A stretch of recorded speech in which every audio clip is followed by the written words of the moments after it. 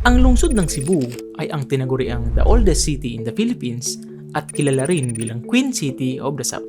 Ito ay matatagpuan sa gitnang bahagi ng Pilipinas at kilala ito dahil dito mismo nagsimula ang Kristyanismo sa ating bansa. Ang Cebu ay opisyal na itinatag noong ika-16 na siglo, taong 1565, nang dumating ang mga Kastila sa pamumuno ni Miguel Lopez de Legazpi. Sa Cebu, itinatag niya ang kauna-unahang Spanish settlement na tinawag na Villa del Santísimo Nombre de Jesus na siyang nagsilbing pundasyon ng Cebu bilang unang kabisera ng Pilipinas at siyang naging sentro ng kalakalan ng Espanya sa Asia.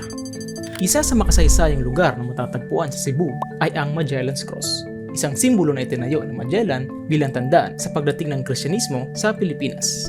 Isa sa kilalang oldest Christian relic sa ating bansa ay ang Santo Niño de Cebu, dahil ang imaheng ito ay ang sinasabing ibinigay ni Ferdinand Magellan kay Hara Humamay bilang bahagi ng pagpapakilala sa Kristyanismo noong taong 1521.